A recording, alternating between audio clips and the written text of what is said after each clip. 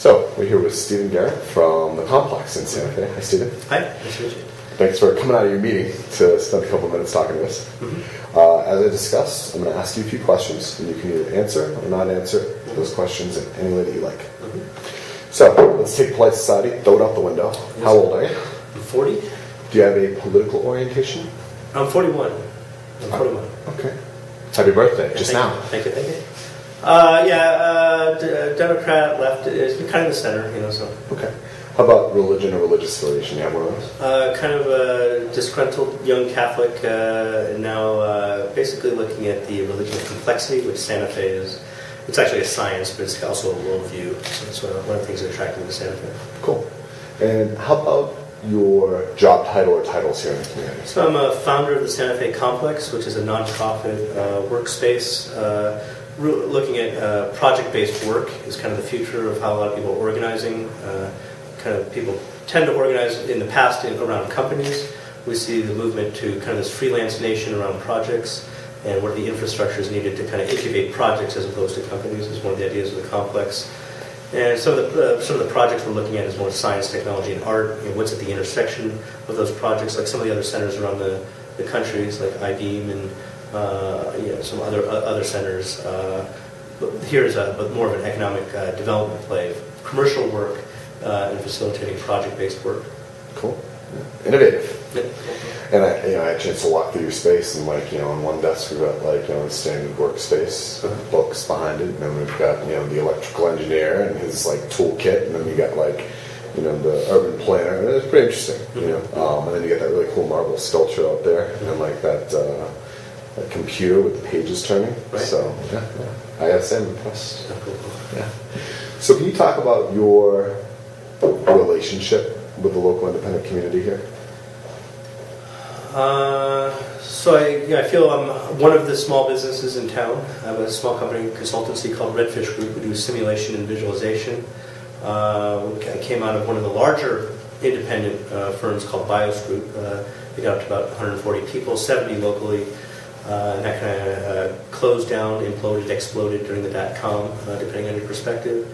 So I'm one of those people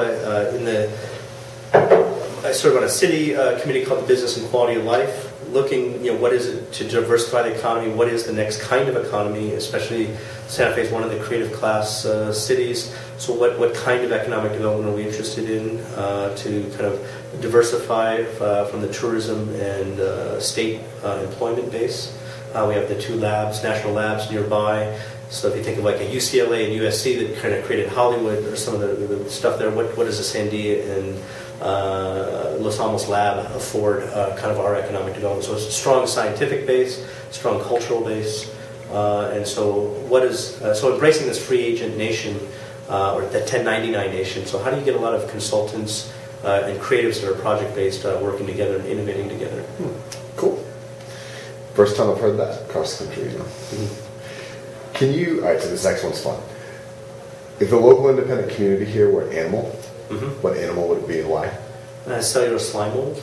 So cellular slime mold is a lot of independent single cell, but under times of stress, they come together and make a single animal, and they collectively come together and find new food sources. Once the food sources are plentiful, then they kind of go back into a little bit more solitary existence. So it's something that go from individual to collective and back to individual again. So it's one of just like the cells in your body can be individual, but then they create something greater. So I think that would be.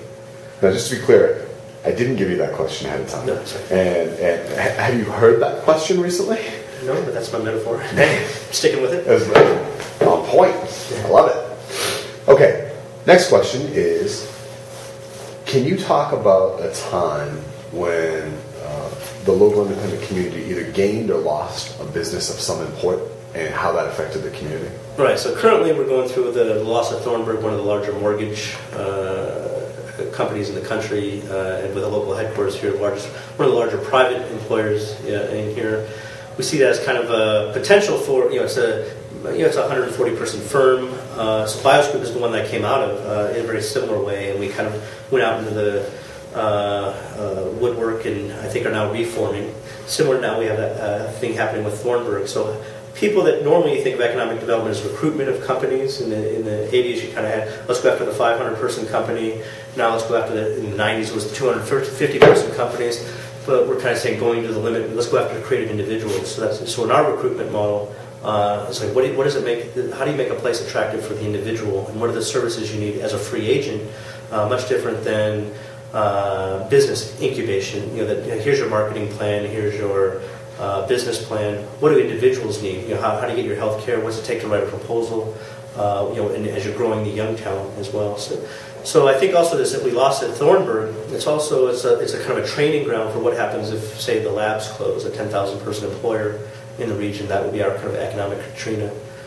So how do you rapidly reabsorb those people that already have homes, the classic perfect kind of creative talent, scientific base anyway, and how do you rapidly reform an economic development? How do you get them re-engaged in the economy here and productive, put it in a more project-based way? So how do you have the infrastructure to support people to hang out their shingles, so to speak? Great. And not find the next job. Great. Two more. So you're an organizer, entrepreneur, you're connected in the community. What one lesson or piece of advice could you offer to anyone who might see or interact with this project? With the complex, or with just for you personally. So as your life as an organizer, I mean, that's who we're talking to. Yeah, organizers, entrepreneurs, connectors, right? And that's who we tend to be talking to. So you probably learned a few things in your time. If you could share one really important learning with anyone who might see this. More an observation than advice. But the observation is we tend not to plan. We see opportunities and it tends not to be a larger plan. I think you take small steps and make small commitments along the way, and things start. Listening to the community and letting things form. It's very hard to have a really big plan and then execute a plan over 5 years. I think they happen in very small steps with small commitments that kind of tend to grow. Cool. Last one. So this one I'm asking you to speak to the camera, and what I'd like is if you had one message, one message that you could deliver to anyone who might be seeing this, what would that be? And the audience is economic development. Well, audience is going to be pretty wide, so it could be organizers, fellow organizers, economic development. It could be citizens, private citizens. It could be people in government. It could be, so we hope to reach a lot of people. Right.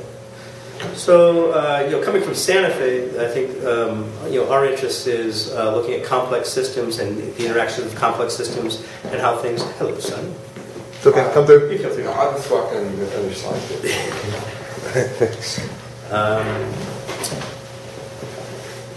Complex systems. Yeah. No,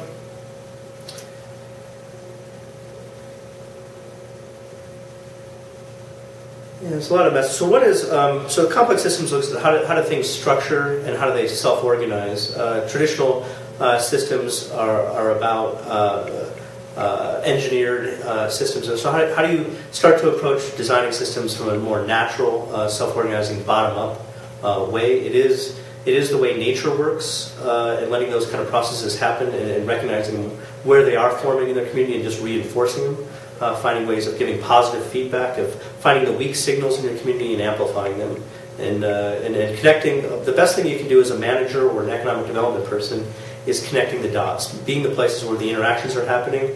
It's not someone that organizes land, labor, and capital anymore. It's reinforcing the good efforts that are happening in the community and connecting them.